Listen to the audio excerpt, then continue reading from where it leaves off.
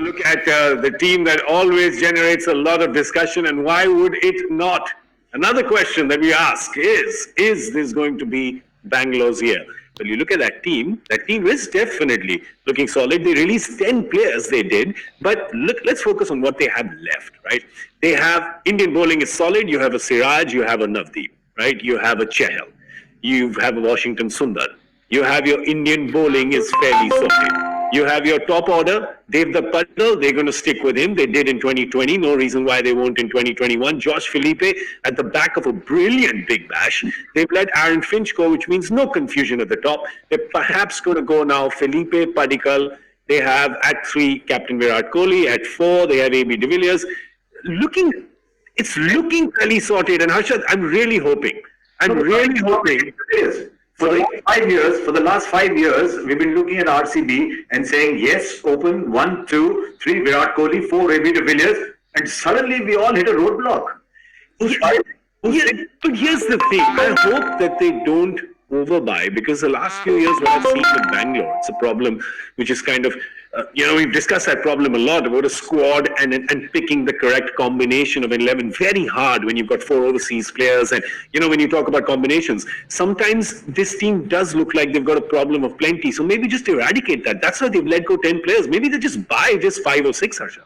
No, quick one. If you just look down that who they've released, the people they've released were all bought for a specific reason. Okay. See who they really. Shivam Dube was bought and brought as a guy will give you 2 overs, big hitting finisher, can bat 5, 6, 7. Option, they had Gurkirat Man. So they've let Chris Morris. So that was their core. Moeen Ali, Chris Morris, Shivam Dube, Gurkirat Man as people who can play a couple of roles in that middle order. All of them gone. Aaron Finch was brought in as the senior experienced player to take a bit of load off Kohli and AB. Aaron Finch is gone. Parthiv Patel, of course, is retired. Steyn was an emotional buy, I think. Isuru Udana will look very good on paper, just didn't work. But all of them were bought for tactical reasons. And all of them are gone. You just need to buy all of them again. Because they've gone, they've opened up the same slots again. Any they buying back, you think, Joy? Morris? First, very interestingly, 50 players. Okay, so we got Deepu, of course, who's our stats man, to look at all the teams who's released the most players, and this is in the non-big auction year. Okay, in the last 5 years, if you take out the non-big auction, who's released the most players? And it's not Punjab Kings, it's RCB. RCB have released 50 in the last 5 non-big auction years. That's an average of 10 players a year. So a lot of their things are exactly that. They've sort of gotten somebody, hasn't worked, they've discarded, and they've tried to sort of refresh their pack. I can understand why they're doing that, because they're just not, with a lot of talent sitting out there with the likes of Gale, de Villiers, Kohli, they were not delivering championships. And then at a stage, they were not qualifying. So I can understand the reason to do it. But what happens therefore is players start getting insecure. Yeah. And once players start getting insecure about where they play, it's very difficult to make it. So I agree with Harsha. I think a lot of these guys, they might have spoken to and said, you know what, Chris, you're a great player, but we can't, we're going to buy you back, but we really can't afford to pay what you're paying for you right now. Morris, yeah. Interesting. They could. It was a 10 crore buy for them. So they could really, I think you'll definitely see a couple of bids when Morris comes up from Bangalore. Indian wicketkeeper. They need an Indian wicketkeeper again.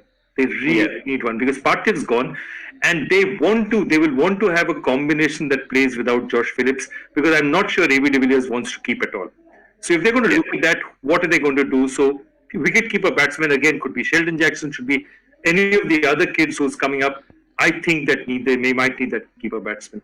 They need bowlers as well. Siraj is a good bowler, very good bowler. Saini is a very good bowler. We saw last year, they don't bowl at the death. Siraj and Saini were always expensive at the death. So they've got Kane Richardson back again. Kane Richardson is a bit also like Mitch Stark. Till he turns up, he's not turned up.